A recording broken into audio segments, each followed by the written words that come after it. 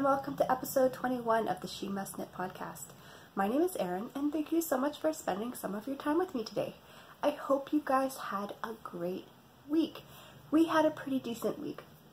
Last week I had mentioned how I kind of just hit my limit with summer and I was just ready for Avery to go back to school. In terms of finding a balance of getting the work done. I have 2 shows coming up, one on August 25th and then one 2 weeks later. And I was just kind of done. I was ready for her to go back. I was ready to get back to a normal schedule. And this week, I'm still ready for her to go back to school. But we had a bit of an easier week this week.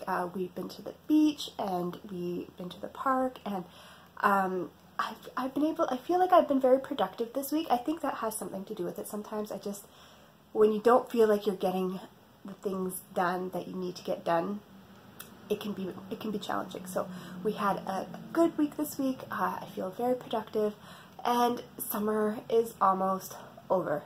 It's almost there. The end is in sight.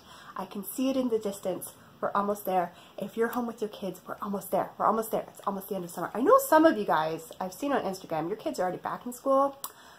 Jealous. But anyway, I know it's coming. I have a lot to share with you this week. I have a finished object to share with you. I have some progress on my spinning project that I'm working on. And I have another project that I got a lot of work done on, but it's causing me trouble, guys. It's causing me trouble. And we will only see, over the next week, when I see you again next week, where this project goes. I will explain a little more when we get there. But first, I'm going to start with my usual sip. I've got my iced tea. I think this is a mango pear. It's pretty good iced. I don't remember the brand. It's just something in my cupboard that I'm trying to work my way through. But yeah, so that's what I've got today. And before we get to my finished project, I'm just going to give you a little update on a project that I finished last week that I had been talking a lot about. So I have my one single cute train sock here. Last week I had shown these as a finished object, and I had previously explained that the first sock that I did, I found that the cast on was too tight. This is a cuff down pair of socks. And I could get it on my foot, but it was a little bit of a struggle. And because I'm making these for a friend of mine, I didn't want her to have trouble with that. So my plan was to unpick my cast on and redo the edging. So this week I decided to tackle that, and it was a lot easier than I thought it was going to be. And I just wanted to share this in case you have never done this before. So generally with knitting, it will unravel in the opposite direction that you knit it. So like if you're knitting top down, then it's going to unravel going this way. And if you knit from, bottom up, it will unravel this way. So I unpicked my edge and I wasn't sure how I was going to finish it off. But because I had knit cuff down, it was only going to unravel this way. And so after I unpicked my edge, I didn't have to do anything with it. I just wove in my little end. I kind of pulled at it and I was like, okay, this doesn't look like it's, these stitches are going to go anywhere. And if you see, like, that's still a pretty nice, even looking edge. Like, it doesn't look like it's done anything funky. But it's so much stretchier.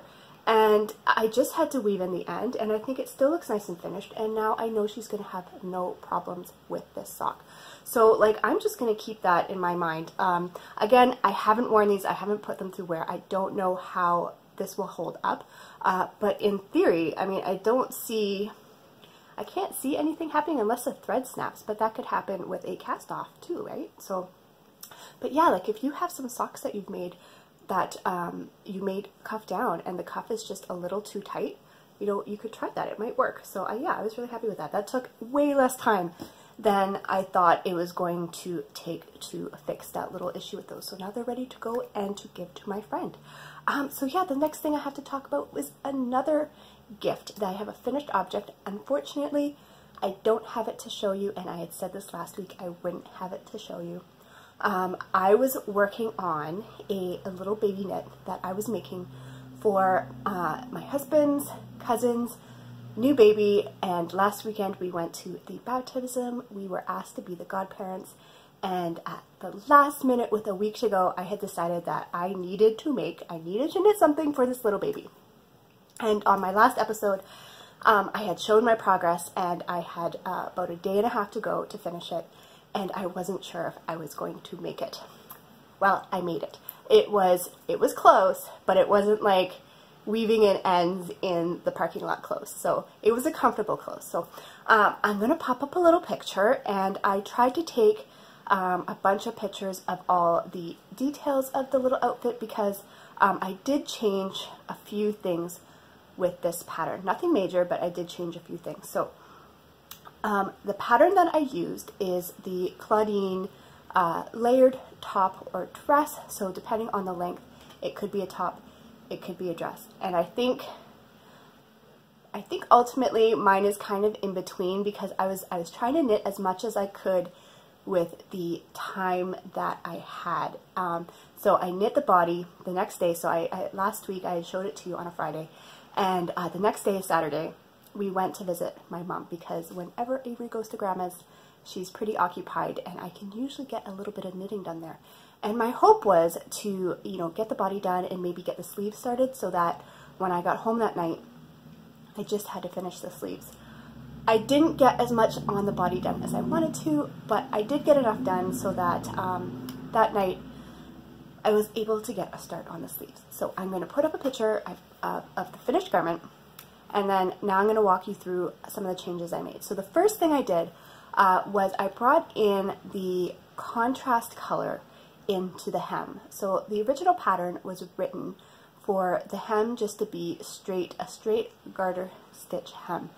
But I wanted to add a little finishing edge to it, and I also wanted to bring in the contrast color that I was going to be using for the sleeves.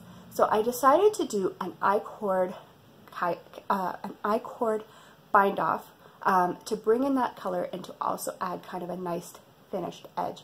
And I used a tutorial on YouTube. I forget who it was by. I have a feeling it was Very Pink Knits, but I have the link in my project page on Ravelry if you're curious about which video I use. So I think that it added just a really nice touch, and it brought in that contrast color. The next thing that I did differently was I finished off the neckline with the contrast color as well. The original pattern, I don't know if they had you really do any finishing, I don't remember, but I know the button loops were just supposed to be added in after.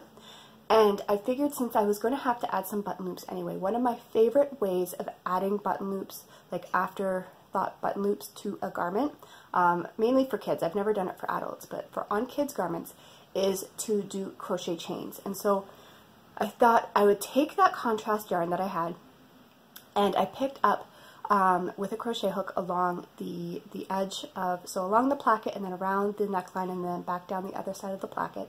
As I went, I picked up and did single crochet along the entire edge, and then I did some chains where I wanted the button loops, and then I went around a second time using a slip stitch just to kind of give it a nice edge and then also to reinforce those button loops.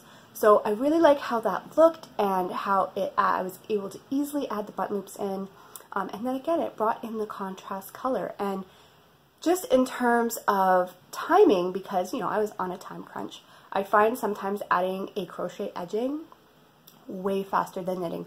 Originally I had thought of doing an I-cord edging on there as well, and then doing little I-cords for the button loops. I've done that on garments before as well, but I just knew it was going to take much longer than doing a crochet edging, and I wanted to be able to get to those little puff sleeves because that's the detail that I really, really loved about this pattern. So next was the sleeves. I think I finished the neckline around 10:30 or 11 o'clock at night, and I figured, okay, I'm not totally pooped yet. I can get a little bit more work done, and I decided to at least try and start the sleeves. And I had mentioned last week how when I looked at some of the projects online, that I didn't like how bulky some of the sleeves looked in some of the projects, and the pattern has you use the same weight of yarn for the sleeves as the main body of the dress. So I was going to try using a thinner weight yarn in hopes that the sleeves would be a little more delicate, a little bit more in proportion with the rest of the garment. And so the main body was done in a sport weight yarn, and I found a fingering weight yarn in my stash, a little mini. I thought coordinated really nicely with the colors of the stripes, and I used that for the sleeves. So for the sizing, because obviously if you're using a thinner weight yarn to follow a pattern with calling for a thicker weight yarn, like if I had picked up the same amount of stitches as the size that I was following for the rest of the dress, the spacing would have been off. So for the dress, I was following the third smallest size. And for the sleeves, I decided to pick up the stitches for and follow the directions for the largest size. And I think that worked out really, really well. I think the sleeves turned out the sleeves turned out to be a really nice proportion to the rest of the dress, and I like the fabric for the rest of the dress. I think I did use a smaller size needle, but again, I try and add into the project page any changes that I make, so needle size and everything, and what I did should all be in there. So yeah, overall I'm really happy with how this project turned out. I think it was really cute. It was very well received. I've given knitwear to this mom before, and she's always very, very, very thankful. So I think she really liked it, and unfortunately I was not able to put together a little outfit. I just did not have time on Saturday or Sunday morning to get out and go pick out something to go with it. But this is her third little girl, and I'm sure she has something in her wardrobe that will go with it. But yeah, I was really happy with it. Again, the yarns that I used for the main body, these are old stash yarns. I was so happy to use some stash yarn.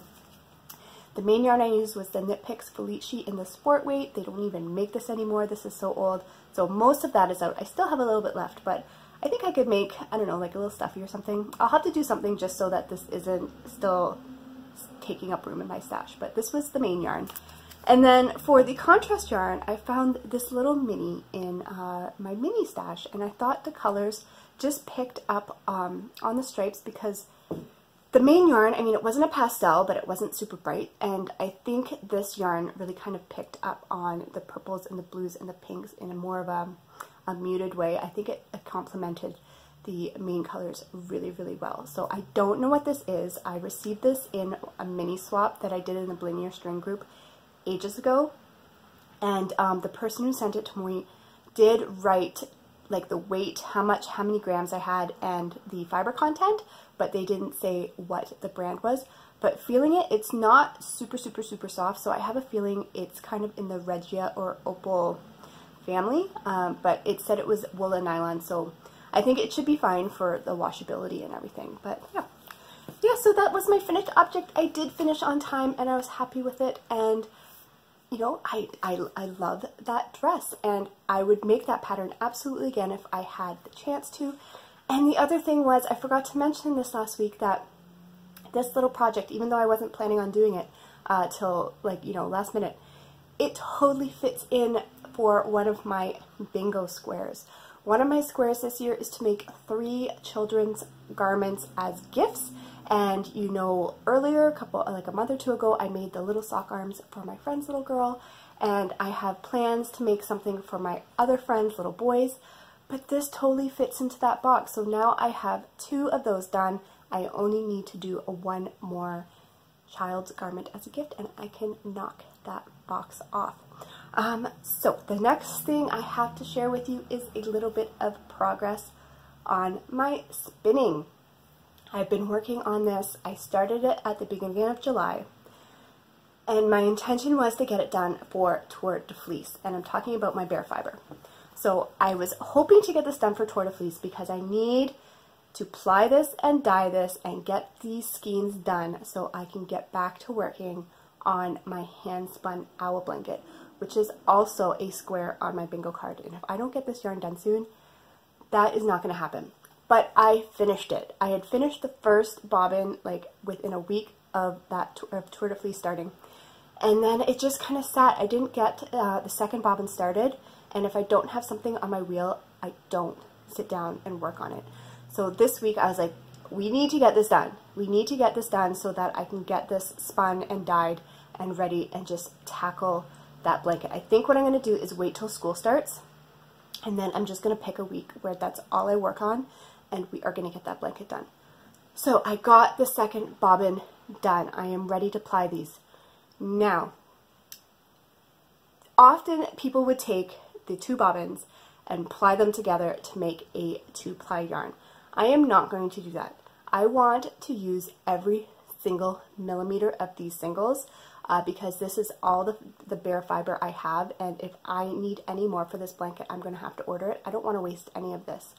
So instead of plying these 2 together, I'm going to be creating a, I'm going to put this on my ball winder and make a cake out of this one and make a cake out of this one, and then take the inside and outside of each cake to 2-ply on to itself, so that for each skein I will use every single piece of those singles. And I have decided that when I do that, I am going to create a video to add to my little tutorial collection on how I do that. And that's because while it seems like it would be something very simple to do, like in theory you're just taking the inside and outside of the cake and you're applying them together, the first time that I tried that when I was spinning, I ended up with a huge tangled mess.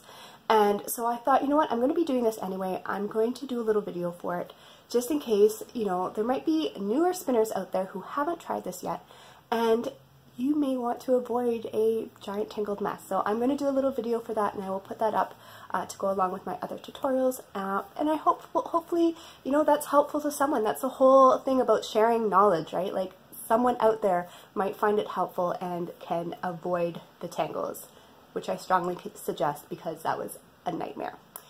So that's my spinning. And the last project I have to share with you is progress on my Girona top. I made so much progress on this sweater this week, but in true fashion with this project, I think the last time I showed you progress, it was because I started it, and then I had to rip a whole bunch out, and then I got up to another point, and now I'm going to have to rip a whole bunch out again.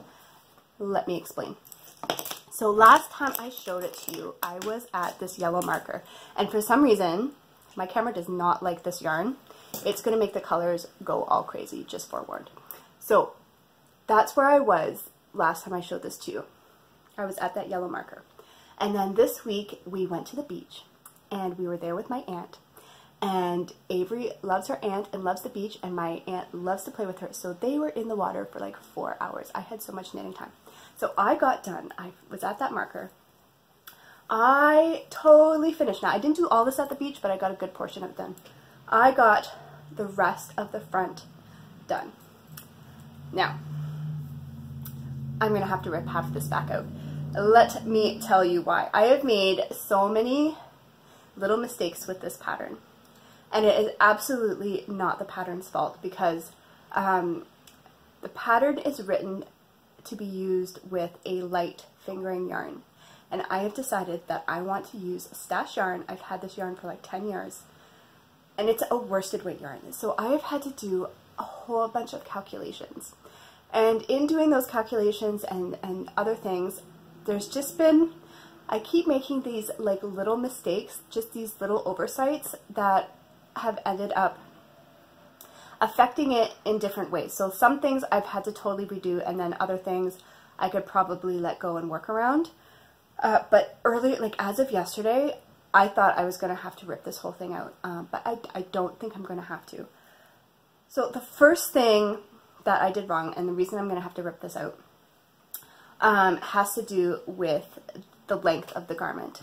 I want to be able to wear this with leggings, and so it needs to be long enough to cover my bum.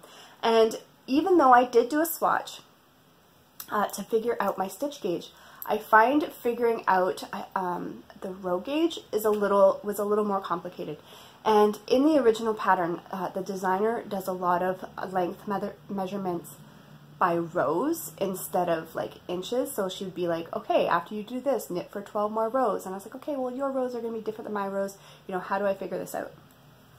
And so I kind of figured out a row gauge, and I was able to kind of estimate you know, how many inches that I would have to knit to get something similar. However, I made the mistake. I made the mistake of how I did my measurement. So for the body, she said for the size that actually I don't even know what size I'm doing because I'm like altering so many things. I don't even know what size I'm following. I might not even be following a size. I think I'm just kind of looking at what she says and trying to, you know, translate it to what I want to do, because technically it is a simple shape. I should be able to do this. But she said, okay, from that, after the hem, she said knit 16.5 inches or desired length. And what I did is I measured from where I wanted the sweater to fall on my hips up to my arm, so where I'd want the underarm to start. But I measured the wrong way. I measured straight up and down from the side of my hip up to my underarm. Do you see why that's wrong? My side does not have curves, my side does not have boobs, my side does not have a belly. It is a straight line. And when you put fabric over, you know, different shapes, you need more fabric to end up, like, I would need more fabric to get to the same length going over curves than if it was just going up and down. So after I had finished knitting this and I'd put my sleeves on holders, I didn't want to cast off because I knew it was possible that the length would be a little off. I had soaked this because I decided to block it. So this is blocked because I wanted to see what length I was getting. And the first time I blocked it, I just kind of soaked it, you know, just got it saturated and then took it outside and stretched it all out. And the fabric was not the same as my swatch. It was not as nice and drapey. It was not as soft. And so I decided to reblock it, and this time I let it soak completely overnight. And then I took it back outside, stretched it all to heck, and let it dry to see. And it was too short. So I decided, I'm gonna have to rip this out. Now, to do that, all I'd have to do is rip it back out to the neckline, add 5 or 6 inches, and then redo the neckline. And that will fix another problem, or another little mistake I made. I don't know if you could tell, but somehow when I got to the neckline separation, I counted my total amount of stitches, I divided that in half, and then I started working on this side. Well, when I went to do this side, somehow there are less stitches on this side. Can you see how that's like narrower? It's not super obvious, and I think if I didn't have to rip it out to add length, I would probably just leave it, because I honestly don't think if I was wearing it and it was like all stitched up to the back and everything, I don't think that would be obvious. But since I have to rip it out to add length anyway, I will make sure that that gets fixed. So that didn't bother me. But the other issue I was having, and this is why I was worried I was going to have to completely rip it out, and I can honestly say if I have to completely rip this out back to square one, it's probably not going to get cast on again. Like, there's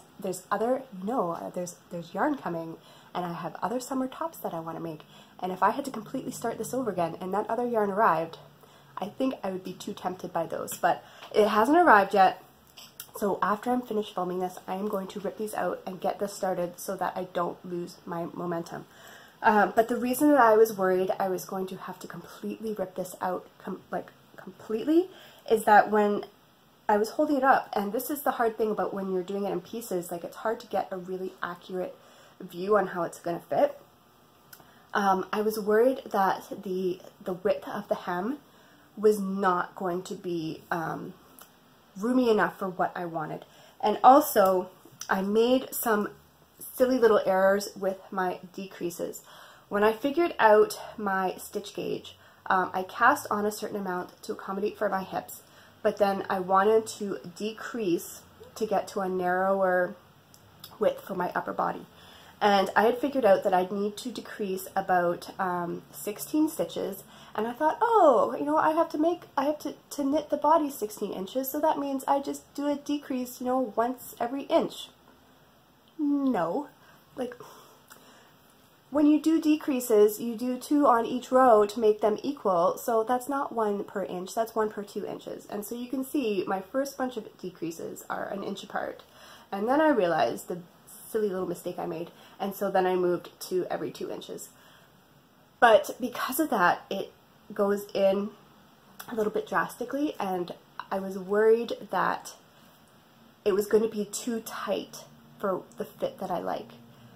But I think I can make it work. I think what I'm going to do is just when I do the back piece, I'm going to make it a little bit wider, and hopefully that will allow for a little bit of room, because I mean, I've got curves on my back too, so the extra fabric is not going to hurt, and I think it will still be okay.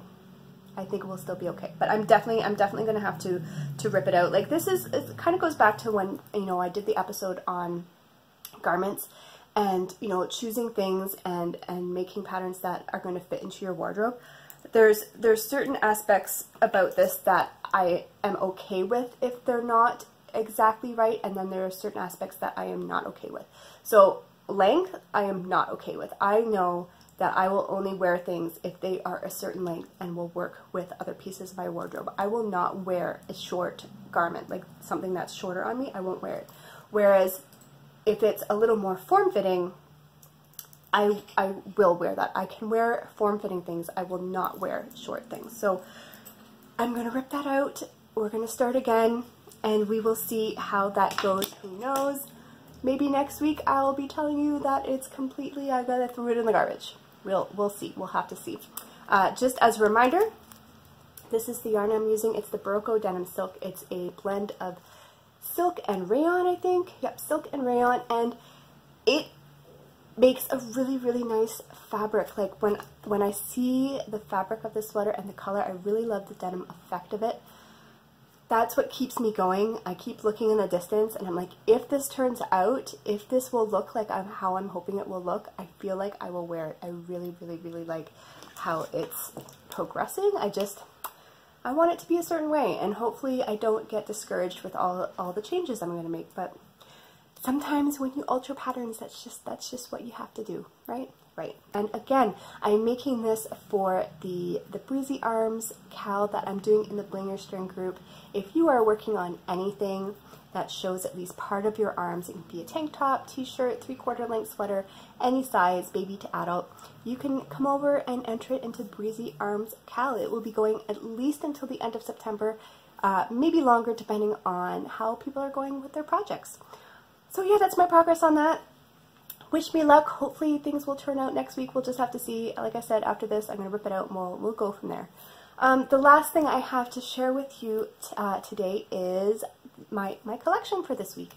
Last week I gave you two options. There was a Dreamcatcher fabric, and then there was also some paper lanterns, and the Dreamcatchers won, and that's what I went with. And I really, really love how this collection turned out. I think the colors are going really well together. I love the accent fabric I found. I think it just, everything pulled together so nicely. So the first bag I have to show you is a sidekick. I wanted to do at least one larger bag because the scale of this fabric was a little bigger, and I wanted to get at least some full Dreamcatchers in. So I have one sidekick.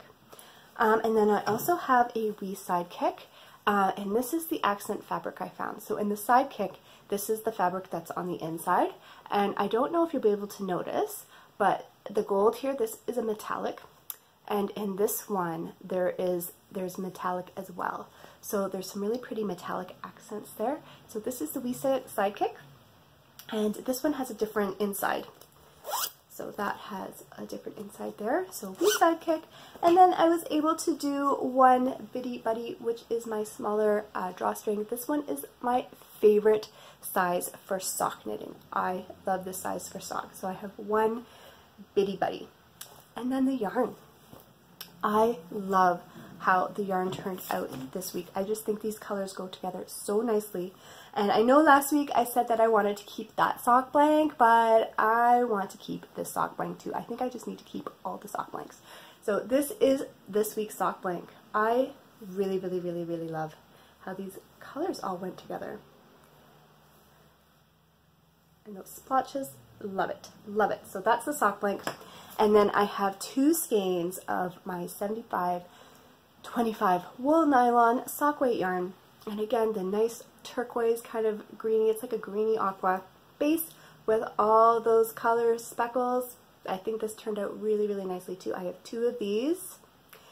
And then I have my vote for next week. We are getting to the bottom of the barrel with my fabrics. Like I've mentioned, I have 2 shows coming up and they're so close together, so I have to make double quantities of everything to get ready. And so I'm running low on my fabrics, guys, but I was able to find 2 that I think are really, really cute and have some really nice colors, just that will, you know, inspire some really pretty yarns. And yeah, we'll see. And then I had to do an order recently for a custom request, and I added some fabrics on there that I think will make really nice collections as well. So I have some really nice fabrics coming up. But for this week, your first choice is this safari print. I just thought this was really different, especially with like the burgundies and the black accents, and then all the oranges and creams. There's a chartreuse and a yellow. I don't think I've dyed anything with these colors, so this will be completely new to play with. I think this will make a really, really interesting yarn. So this is your first choice, the safari. And then your second choice also has some kind of like oranges and corals, but then there's some other colors too. So these are like butterfly wings. So there's also some turquoise and some teal and some pink in there.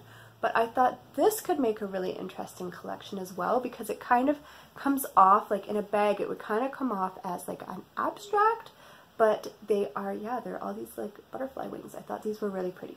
So that's your second choice. So let me know in the comments below if you want to see the safari print or the butterfly wings, and I will do up a collection for that.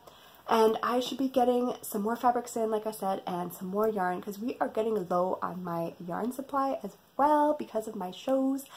And yeah, I need more yarn. So hopefully I will have new fabrics coming in, more yarn coming in, so that I can bring in some other selections for yarn in my collections. But that's it for this week. I hope you enjoyed this episode. I hope your knitting is going really well. I hope it's going better than my knitting, because yeah, that my Girona top is giving me some issues. It's challenging me, which can be good sometimes. But I hope you have a great weekend and you get lots of crafting done, and I will see you soon. Bye.